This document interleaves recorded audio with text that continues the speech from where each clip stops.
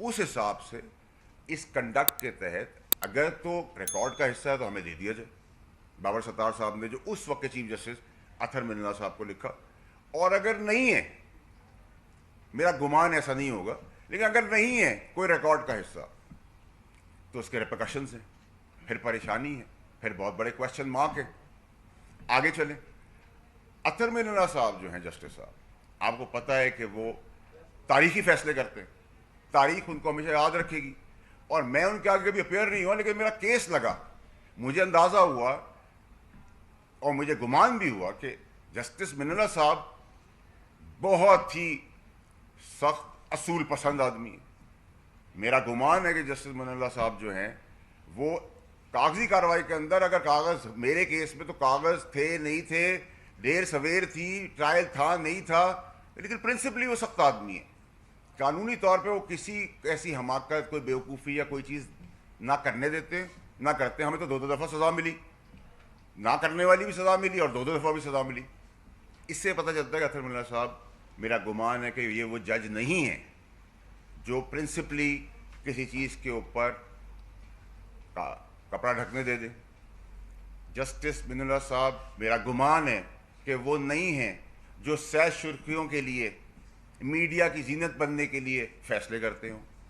मेरा गुमान है कि जस्टिस मिनल्ला साहब बुज़दिल आदमी नहीं है। मेरा गुमान है कि जस्टिस मिनल्ला साहब किसी किस्म के प्रेशर में नहीं आते। मेरा गुमान है कि जस्टिस मिनल्ला साहब किसी से रात के अंधेरे में नहीं मिलते। मेरा गुमान है कि जस्टिस मिनल्ला साहब किसी पुराने ख़ास से उनका कोई ताल्लुक़ नहीं है। मेरा गुमान है कि चीफ जस्टिस अथर मिनल्ला साहब किसी पॉलिटिकल पार्टी से, उनके मैसेंजर से नहीं मिलते। मेरा गुमान है कि अथर मिनल्ला साहब को किसी पार्टी के लीडर ने कोई ओहदा आईनी, कानूनी, सियासी उनके बच्चों को नहीं किया। मेरा ये सब गुमान है कि अथर मिनल्ला साहब गैलरी के ऊपर नहीं खेलते। अथर मिनल्ला साहब इसमें भी ऐसी गलती नहीं कर सकते जिसमें उन्होंने राइटिंग में ना लिया हो, और अल्लाह करे कि ऐसा ही हो कि उन्होंने राइटिंग में लिया हो और रिकॉर्ड रूम के अंदर ये चीज़ मौजूद हो। लेकिन अगर नहीं है तो फिर जहां बाबर सत्तार साहब के ऊपर सवाल खड़ा होता है कि रिकॉर्ड का हिस्सा नहीं, क्योंकि उस वक्त वो जज नहीं थे। प्रायर जब जज नहीं थे तो उन्होंने बताया, जज बनने से पहले, तो वो जो रिकॉर्ड है और जो कोड ऑफ कंडक्ट है जिसके तहत ब्लेमलेस होना चाहिए इंसान को, उसके तहत वो रिकॉर्ड हमारे पास पेश होना बहुत अब जरूरी है। 15 दिन गुजर गए, किस तरह मांगे, कैसे मांगे, क्यों ना मांगे? पाकिस्तान में कोई पाकिस्तान से बड़ा तो नहीं है, ये पाकिस्तान किसी के बाप का तो है नहीं। जो आपके लिए होगा वो मेरे लिए होगा, जो मेरे लिए होगा वो उनके लिए होगा, उनके लिए होगा वो दूसरे के लिए होगा। अब आ जाए जो मुद्दा चल रहा है, आपने सोशल मीडिया के ऊपर नोटिस लिया, बिल्कुल नहीं होना चाहिए। लेकिन सर, जब हमारी माँ जो इस दुनिया में नहीं रही, सोशल मीडिया के ट्रोल्स वो सब गलाजत बक रहे थे, तो उस वक्त भी नोटिस ले लेते तो पाकिस्तानी कौम को पता चलता कि आम आवाम के लिए भी कुछ है। जो रेप हुआ है 2 दिन पहले कराची में, उस पर भी कोई नोटिस ले लेता और उस पर भी कोई फैसले सुना देता। जो कल एक बच्ची का रेप के बाद कत्ल हुआ है पंजाब में, उसकी दुहाई भी कोई सुन लेता।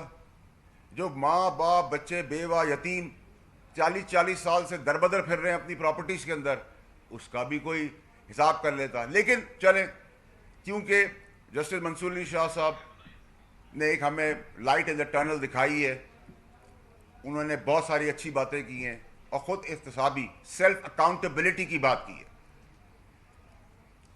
तो जब सेल्फ अकाउंटेबिलिटी की बात हो जाए तो हमें खुश होना चाहिए इस चीज़ का। लेकिन उसी तरफ हम देख रहे हैं कि एक कन्फ्रंट्रेशन है, एक सिचुएशन चल रही है जिसके तहत बार बार इंटेलिजेंस इदारों का नाम लिया जा रहा है। तो भाई शवाहिद देना, शवाहिद दे, हम आपके साथ खड़े हैं। बट अगर शवाहिद नहीं है और ये जो आपने बताया ये भी ज़बानी है और राइटिंग में नहीं है, तो फिर तो मसला है। तो ये मसले का अब हल यही है कि कौम चाहती है कि आप इतने बड़े आईनी, कानूनी, इंसाफ के ओहदों पे बैठे हैं तो इसको क्लैरिफाई करें ताकि ये मंतकी अंजाम तक पहुंचे। अब आ जाए जी कि ये कैंपेनिंग, सोशल मीडिया कैंपेनिंग, ये सारी चीज़ें जो हैं, इसको एड्रेस करने के लिए किसने किसको रोका आज तक? सस्ती रोटी गरीब के लिए हुई स्टे ऑर्डर, जब 5 रुपए से 40 रुपए तक रोटी के कोई स्टे ऑर्डर। नस्ला टावर सड़क पे बिलबिला उठे हैं, गरीब बच्चे बर्बाद हो गए, उनके माँ बाप, कोई सुनवाई नहीं। फैसला था कि मुझे उस वक्त के फैसला देने वाले का कि मुझे पुराना कराची चाहिए। रिकॉर्ड एक्ट में अरबों डॉलर का नुकसान अदालती निजाम ने कर दिया। अरबों डॉलर भीख मांग रहे हैं हम डॉलर्स की। क्या हुआ? 46 साल बाद आप भुट्टो साहब की बता रहे हैं फांसी हो गई थी, हमारे पैदा होने से पहले हमें पता था। सिंबॉलिक सजा क्या दी गई? जरदारी साहब को 14 साल जेल। कौन सा कानून है? किस कानून के तहत ये हुआ? नवाज शरीफ साहब को पैसे ना लेने पर ब्लैक लॉ डिक्शनरी के तहत नाअहल कर दिया गया, कोई पूछने वाला नहीं। इमरान खान साहब की चलती हुई गवर्नमेंट फिर छुट्टी वाले दिन खोल दी जाती है। प्रिजन मैन पाबंद किया जाता है कि नो वोट ऑफ कॉन्फ्रेंस लिया। चैलेंज। पीआईए स्टे ऑर्डर, रोटी स्टे ऑर्डर, 2700 अरब रुपए स्टे ऑर्डर। नस्ला टावर गिरा दो, इसको जला दो, इसको मार दो। ये क्या हो रहा है? कब तक हम इस तरह चलते रहेंगे? अगर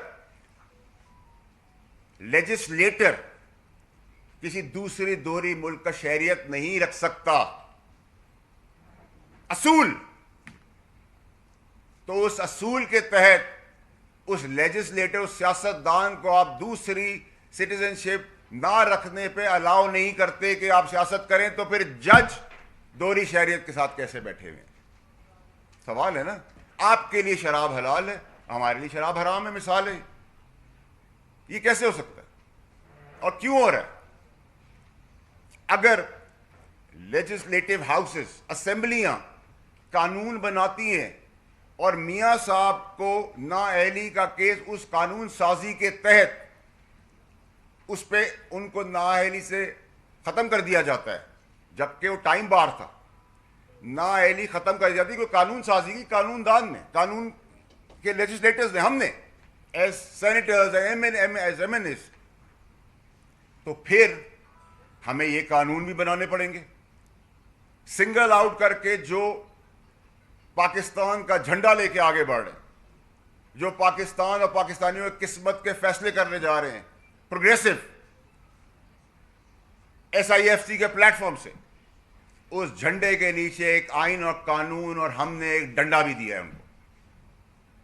और उस डंडे का काम यह है कि बैरूनी अंदरूनी साजिशें, इंतशार और दुश्मनों से बचाया जाए। क्योंकि ये 90%, 95% एक इदारा रह गया हमारे पास जिसके अंदर डिसिप्लिन, प्रिंसिपल, ऑनेस्टी है। फरिश्ते वहां भी नहीं है, लेकिन 5%, 10% ये वाहिद एक इदारा रह गया। तो अगर उस चीज के लिए इंतशार, दुश्मनी, बुग्स, वेनम, मुल्क दुश्मनी, अंदरूनी बैरूनी के लिए अगर आपको आइन और कानून ने उस झंडे तले डंडा दिया है, उसके अंदर प्रोटेक्शन भी हम ही करेंगे, क्योंकि हमारे लिए पाकिस्तान इंपॉर्टेंट है। पाकिस्तान है तो हम हैं। आइन और कानून में कहां लिखा हुआ है कि बॉर्डर्स पे फौजी और पुलिस वाले अपनी जानें देंगे?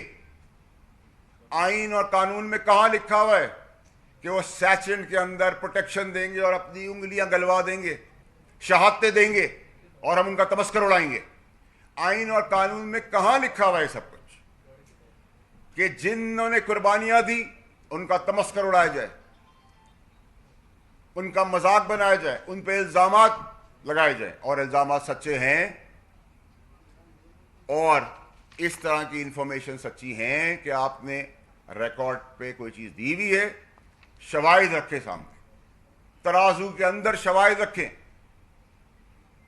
हम आपके साथ खड़े होंगे। लेकिन अगर शवाहिद नहीं है, जैसे इस खत का जवाब मुझे नहीं मिल पा रहा, टीसीएस से भी नहीं मिल पा रहा, हर चीज का जवाब मिल पा रहा है, इसका नहीं मिल पा रहा कि भाई आपने रिकॉर्ड का हिस्सा, जब आप जज बनने से पहले उस वक्त के चीफ जस्टिस साहब अतर मिन्ना साहब को आपने जो रिकॉर्ड दिया था, आपके कल परसों के खत के मुताबिक भी सबूत सबूत सबूत और सबूत, कागजी कार्रवाई, कागज पे हमें देखना है, हमें बताया जाए। बहुत ज्यादा मजाक हो गया पाकिस्तान के साथ, बहुत ज्यादा खिलवाड़ हो गया पाकिस्तान के साथ। आप इन सब चीजों को एड्रेस करें ताकि ये अनरेस्ट, ये शक व शुबात खत्म हो। मैं उम्मीद कर रहा हूं कि ये जवाब जल्द आएगा और आना चाहिए और लेंगे इंशाल्लाह। लेकिन इस माजराई से दूर हो सबके सब। पाकिस्तान को प्रोग्रेसिव और तरक्की की तरफ, इकोनॉमिक ब्लीडिंग से हमें बचाना है। ना करें ये सारे काम, इन कामों का कोई फायदा नहीं। सोशल मीडिया पे आप बिल्कुल कदम लगाएं, लॉज बनाएं, सब कुछ करें, लेकिन अपने लिए नहीं, अपनी जात के लिए नहीं, सारे पाकिस्तानियों के लिए। मेरी वालदा जो इस दुनिया में नहीं रही, उनको जन्नत नसीब करे अल्लाह मियां, वो डेथ बेड पे थी, तब असूली, प्रिंसिपल्ड, ईमानदार, दलेर, इंसाफ करने वाले, फैसला सुनाने वालों ने मुझे पाबंद किया, पेनल्टीज लगाई, पगड़ियां उछाली, मेरी मां इस दुनिया से चली गई। अब पाकिस्तान में कोई पगड़ी उछालेगा तो पगड़ी का फुटबॉल, हम उनकी पगड़ियों का फुटबॉल बनाएंगे। प्यार करेंगे, डबल प्यार देंगे, इज्जत देंगे, डबल इज्जत देंगे, इतराम करेंगे, डबल इतराम करेंगे, बदमाशी करेंगे, डबल बदमाशी करूंगा। क्लैरिटी है, स्ट्रेट हूं मैं, ना मुझे लपेट सपेट के बात करनी नहीं आती। हमारे इदारों को निशाना बनाना जो चारों तरफ से हो रहा है, उसमें सियासतदान भी है, बंद करें। Enough is enough. अगर ये फौज नहीं होगी तो पाकिस्तान भी नहीं बचेगा। ये बॉर्डरों के ऊपर जो शहादतें खून दे रहे हैं, उनकी वजह से हम यहां बैठे हुए हैं, और यहां बैठ के उन पर तमस्कर, कीचड़, इल्जामात और झूठ और फरेब, हर चीज में उनको इन्वॉल्व ना करें। अगर उनकी कहीं इन्वॉल्वमेंट है, सबूत पेश करें, हम खड़े होंगे। बेलें आप देते हैं, सवाल उनसे हम कर रहे हैं। जेल आप देते हैं, सवाल हम उनसे कर रहे हैं। आप बेल ना दें, कोई जीप में आके बिठा के ले जाएं, उस जीप के आगे आ जाएंगे। क्लैरिटी रखें। उसने कहा, पर्दों के पीछे बैठ के बात ना करें, खुल के आगे आगे बात करें। मैं बहुत कुछ जानता हूं, बहुत कुछ समझता हूं, बहुत सारे राज हैं, बहुत सारे शवाहिद हैं, बहुत सारा होमवर्क है। लेकिन मैं फिर कहता हूं कि मेरा गुमान अतर मिन्ना साहब से, क्योंकि मैंने अपने केस में देखा है, आजमाया है। मैं तो अपेयर नहीं हुआ, लेकिन जो प्रोसीडिंग्स हुई वो बहुत असूल पसंद है। मेरा गुमान है कि वो सह सुर्खियों के लिए फैसले नहीं करते, सबूतों पे करते, लिखत पढ़त पे करते। मैं समझता हूं कि मेरा गुमान इसमें भी है कि वे रात के अंधेरों में किसी पुराने खास से भी नहीं मिलते। मेरा गुमान है कि वो किसी लीडर से भी बात नहीं करते। मेरा गुमान है किसी लीडर ने उनको कभी किसी किस्म की ऑफर भी नहीं दी, ना उनके बच्चों के लिए। मेरा गुमान है इन सब चीजों का। तो फिर अतर मिन्ना साहब जैसे तारीखी फैसले करने वाले तारीखी जज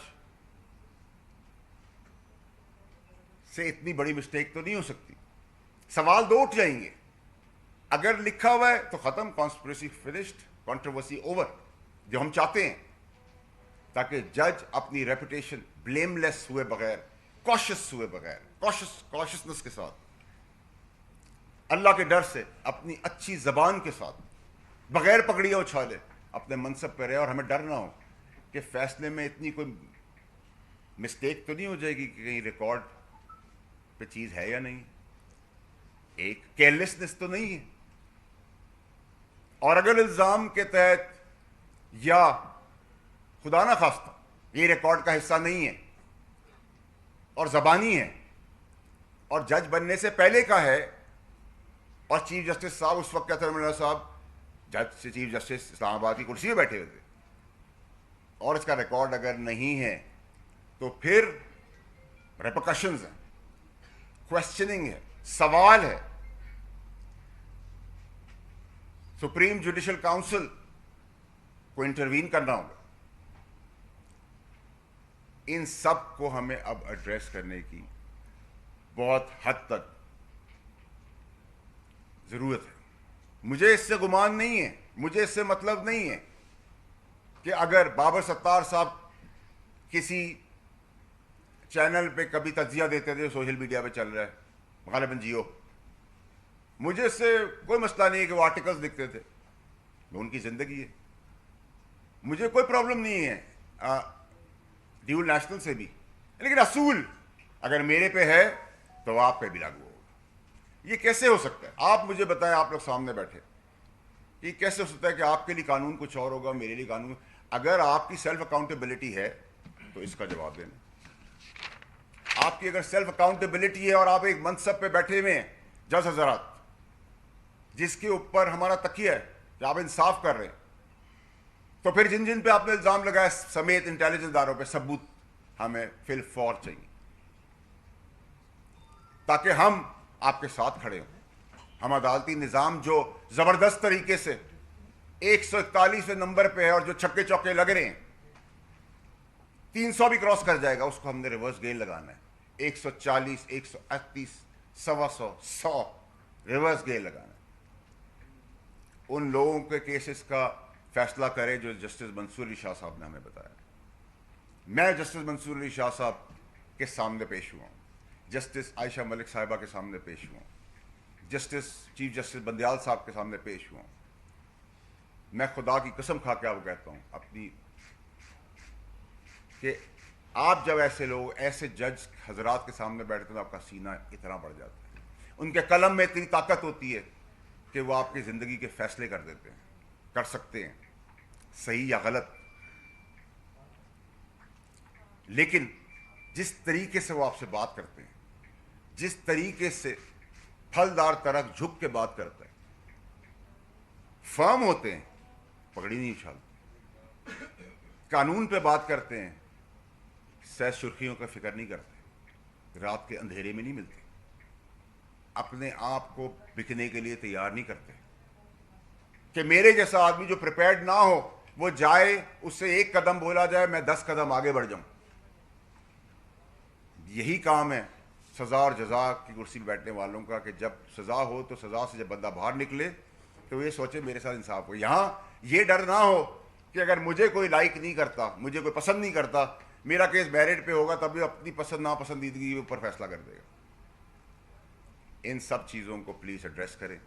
इन सब चीज़ों को अब बहुत देर हो गई, प्लीज़ मुझे इन सब चीज़ों का जवाब 19A के तहत, जो चीफ जस्टिस साहब जस्टिस काजी फाइज ईसा साहब के ऑर्डर के मुताबिक है।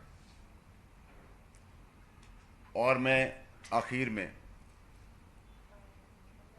उन 2 मीडिया हाउसेस को भी बताना चाहता हूँ कि वो दिन चले गए जब आप 2 आइन और कानून के ठेकेदारों को मिला के सियासतदान और दीगर को उठाते बैठाते थे।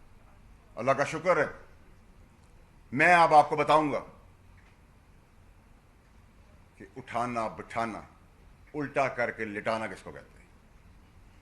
पगड़ियां आप कोई नहीं उछाल सकता, प्रोपेगेंडा मनफी इंतशार कोई नहीं फैला सकता। Thank you very much.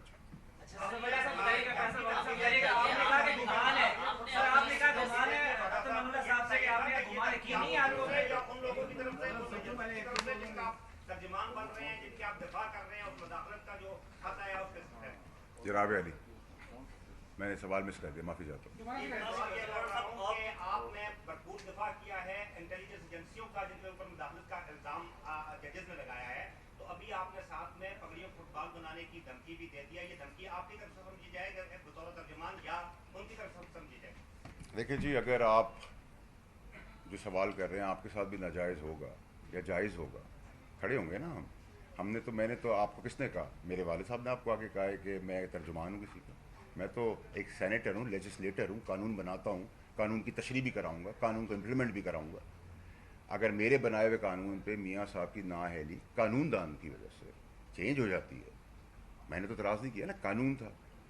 तो अगर कानून प्रोटेक्शन देने के लिए बनेगा, जो पाकिस्तान का झंडा लेके आगे चल रहे हैं, चाहे वो आप हों, पुलिस वाला हो, मैं हूँ, मेरा भाई हो, मैंने तो किसी का आपको नहीं कहा। किसने आपको कह दिया कि मैं तर्जुमान हूँ?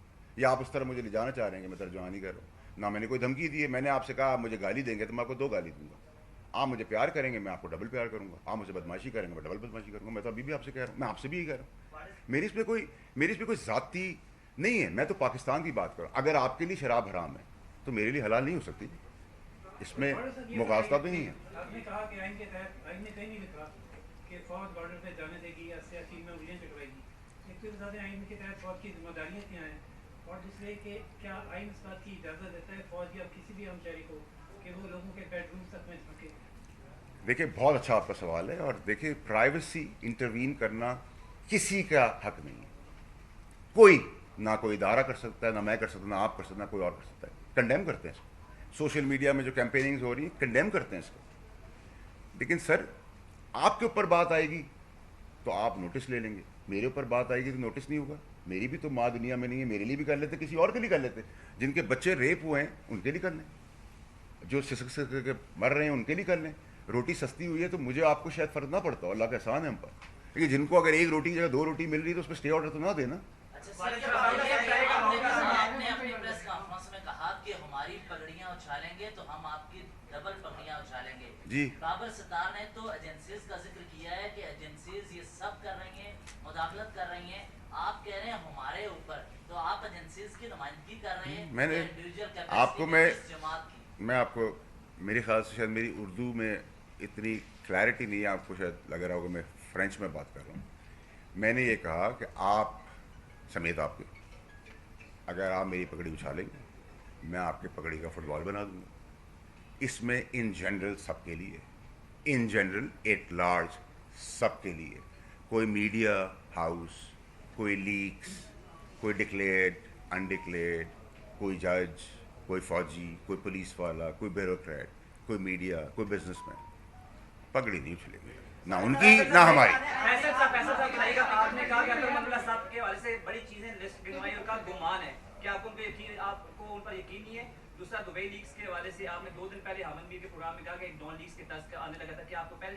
देखिए, आज जो है मैं फोकस इसके हूँ, मेरे ख्याल से वो जो तहलका और तहलके को हल्के में जो बदल दिया, वो तहलका तो नहीं रहा, हल्का रहा, जो भी है, और उसका तसलसल कुछ भी नहीं है।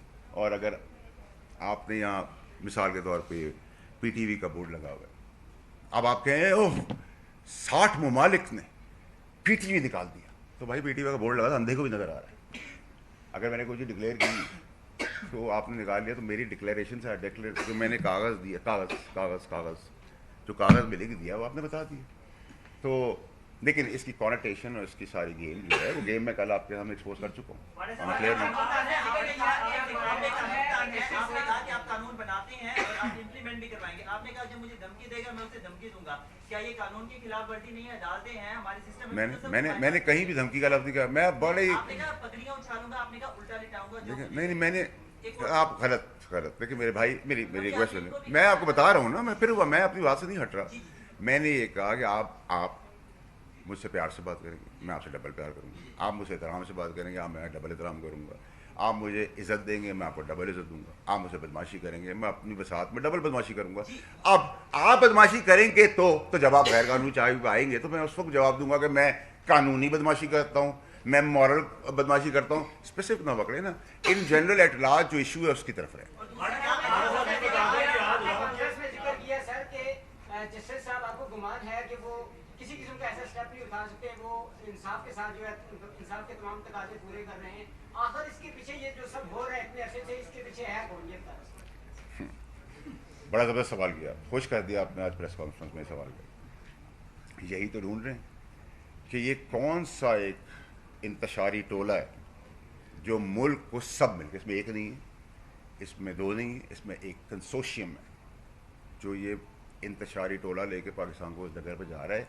इसीलिए तो मैं आपके साथ प्रेस कॉन्फ्रेंस कर रहा हूँ कि आप सब, हम सबको मिलके खड़े होकर, अब हमें ये नहीं सोचना कि आपके घर में या मेरे घर में कोई, आपके घर में कोई मसला होगा तो मेरी, आपकी माँ बहन बेटी, मेरी माँ बहन बेटी होगी, मेरे मुखालिफ भी होंगे तो मैं आपके साथ खड़ा हूँ। आप पीपल्स पार्टी का कुछ होगा तो मैं उनके साथ खड़ा हूँ, पीटीआई के साथ खड़ा होगा, मैं साथ खड़ा हूँ। इसका मतलब है कि आपके डिफरेंसेस अपनी जगह पे हैं, लेकिन माँ बहन बेटी या सैंक्टिटी, उसके ऊपर कोई कॉम्प्रोमाइज़ नहीं होगा। ये नहीं होता कि आप मेरे मुखालिफ हैं, आप मेरे साथ। हमें यूनिटी के साथ चलना है, इस इंतशारी टोले से पाकिस्तान की जान छुड़ानी। वाडा साहब, आपने कहा है कि आईन और कानून में, आपने कहा है कि आईन और कानून में कहीं भी नहीं लिखा हुआ कि आईन और कानून में कहीं भी नहीं लिखा हुआ कि फौजी या पुलिस वाला जो है वो बॉर्डर के ऊपर जो है वो शहीद होगा या गोली खाएगा। तो ये आईन और कानून में कहाँ लिखा हुआ है कि वो कारोबार करेंगे, बिजनेसेस करेंगे और प्रॉफिटेबल होंगे वो भी? देखो, अगर आपको ये लग रहा है, उसके भी बिल्कुल आपका एक पॉइंट ऑफ व्यू है, बिल्कुल उसको अग्री करते हैं, इसको रिस्पेक्ट करते हैं। अगर नहीं लिखा हुआ और गैर कानूनी काम उसके अंदर हो रहा है, आप निशानदेही करें, सबूत रखें, हम आपके साथ हैं। कोई इसमें दो राय तो नहीं है।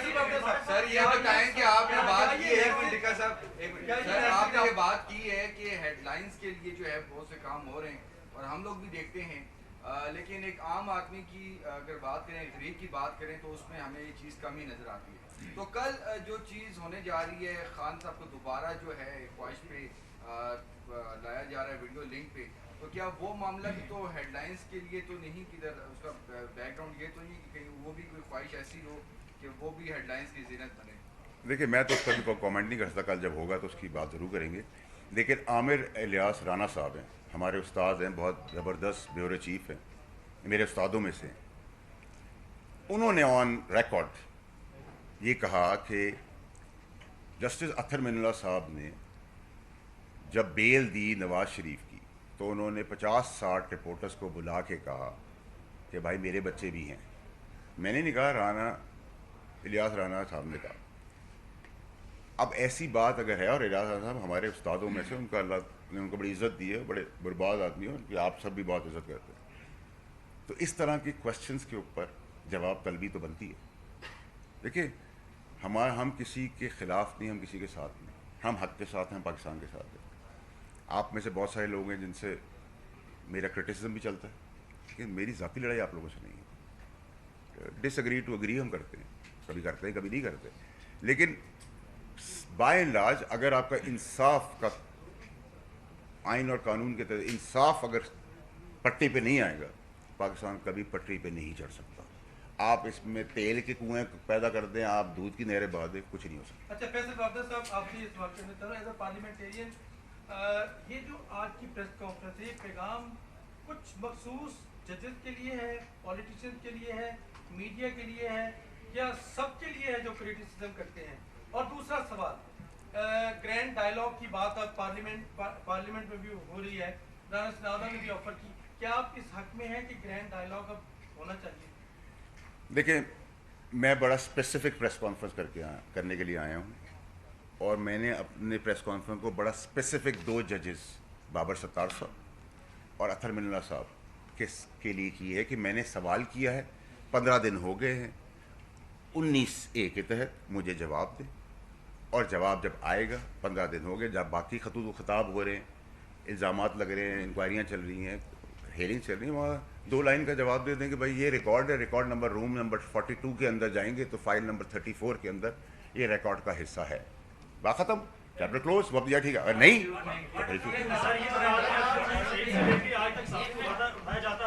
आज रात को अहमद फारूक उठा रही है रात 12 बजे, तो क्या कहेंगे भाई?